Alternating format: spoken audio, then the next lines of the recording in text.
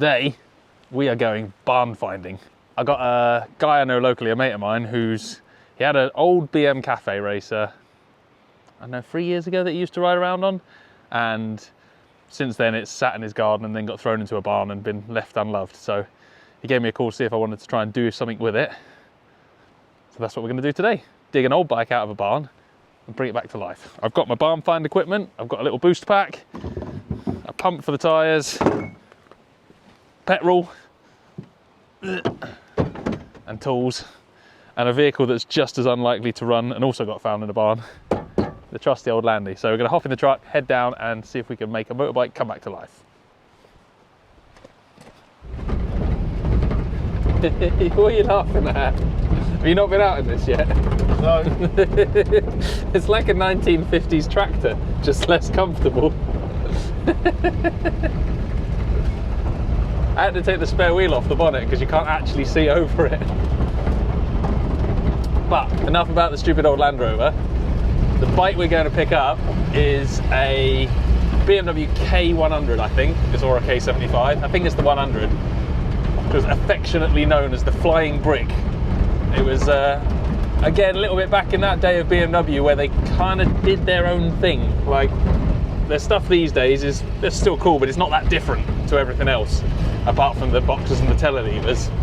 But BMW used to make all sorts of weird and wonderful bikes, and the K100 and 75 were that. It was half of their car engine in the 75 and 2/3 of their car engine in the 100. So it's a 4-cylinder car engine laid on its side, longitudinal crank again. So the cylinder heads one side poking out the side of the bike. It was a mad thing. And to be honest, the road bikes were really weird to ride. They had really narrow handlebars. My mate had one when we were at uni, and it was just this bizarre, strange thing that worked, but really shouldn't have worked. But that's what we're going to pick up. They did make quite cool cafe racers out of them, so I'm going to go and grab that. I've always fancied a bit of a spin on one, and they are fascinating. They've got some weird stuff on them, so yeah, should be interesting. Just depends how wrecked it is from living outside for 2 years. That never is good on a bike, especially in Wales, so fingers crossed we can get it running. My mate has declined to be in the video because he says he hasn't done his hair, so he's hiding over there. But this is an actual barn find in an actual barn. Look at that. Does the straw come with it? Yeah. It's not a Motor Guzzi. Look at that. How long was it outside for? Oh, yeah. A year. Last winter, not this winter, last winter. A Welsh winter. That's mega. Hey, we'll make that run. All the bits are there. The rats haven't eaten it. Oh, it'll run. Look at that. That's Dan. Gotta go back to Dan there. Bit of air in the tyres, make it easy to push, and then yeah, we'll get it home, check the oil, get some fuel in, get a battery on him and see if he'll run.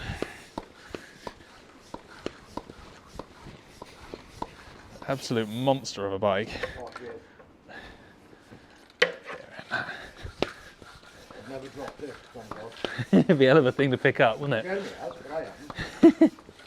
There's nothing better than fixing things that have been left in sheds to rot. It does make me very happy. So this is a bit of an extension of our write-off rebuild series, really. Like, there's loads of bikes like this kicking around. Sometimes people have just lost interest in them. Sometimes they break and just get parked up and forgotten. But yeah, it's awesome fun ripping something out of a shed and taking something that doesn't work and making it work. What you do with it afterwards doesn't really matter. It's just riding it. So if anyone's got an old piece of junk in the shed that they don't like, I'm a sucker for absolute rubbish. Bung us a message and we'll see if we can come and make it run. You can keep your straw. Yeah, it cost me a fortune, that did. Yeah. Yeah, dry straw is a rare commodity around here.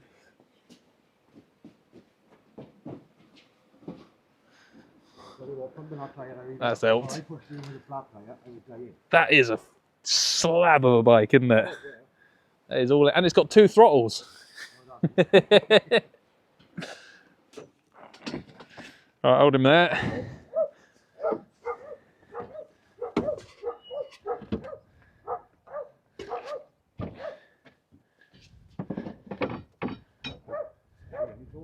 Stick it over to one side. For most of my life, I have to do an impression of being someone vaguely professional who kind of knows what he's doing and has a plan. And now you're getting a little insight into the reality, which is utter chaos and scrap vehicles and stupid ideas, and an ability to make everything harder than it needs to be. Perfect. Spare bits. I was prepared for the straw. I don't know that I was prepared for all the algae. But that's what happens if you leave a motorbike outside.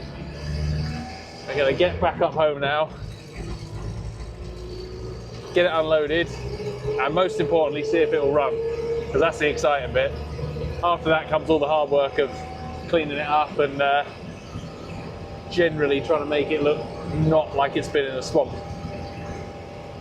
And then MOT, go for a spin. Easy. That's Wednesday, Thursday, Friday sorted. Good life. I'll try and get it down this ramp without dropping it. Easier said than done. Just know, as soon as this starts to roll, that front brake's just going to slide.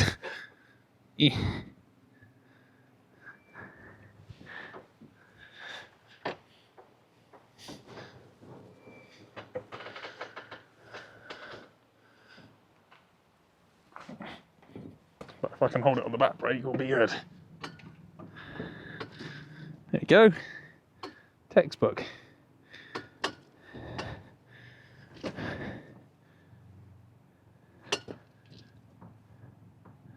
Normally I'd do this on the clutch, but the clutch cable snapped.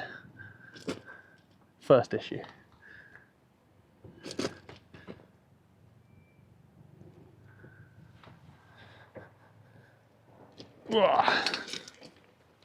Look at that beauty. There's a bike in bad need of a wash. Look at this monstrous big old lump. There's no product placement going on with this. I actually paid for this with my own actual money, but I would get one. They are a godsend, and it beats faffing around with jump leads and looking for someone with a jump lead. Right, is that going to come on?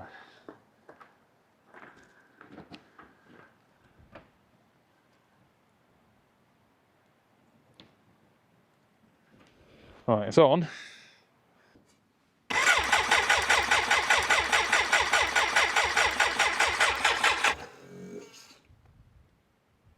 That was the sound of a petrol pump coming to life. That is the fuel pump. I mean, it sounds like it's sucking grit and gravel, but that was a fuel pump. She's cranking faster. Are you actually kidding me?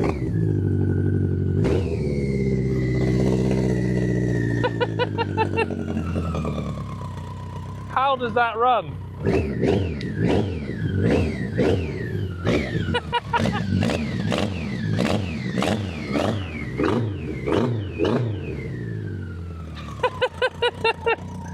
If you're wondering how BMW got that reputation of really well-made bikes, nonsense like that. I mean, you can see it's dripping fuel out of the tank there, but it runs. How does it even run? Look at the state of it.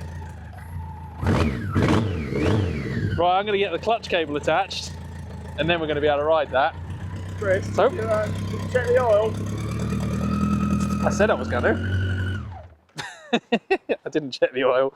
I mean, we all know that the oil is going to be absolutely disgusting in it. Well, there's a window. There's oil in it. I mean, it's as black as the ace of spades, but there is oil in it.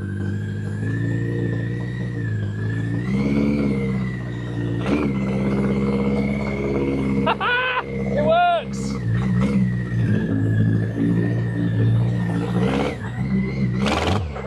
Well, against all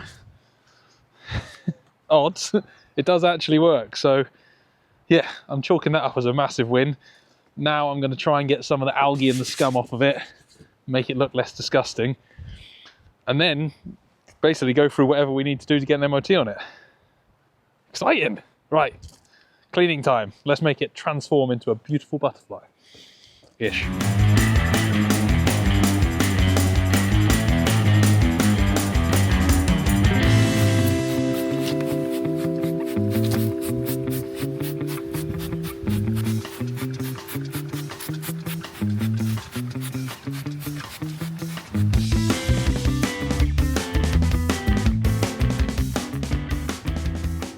Right, battery out, tank off, and at the risk of sounding like Guy Martin, time for a cup of tea.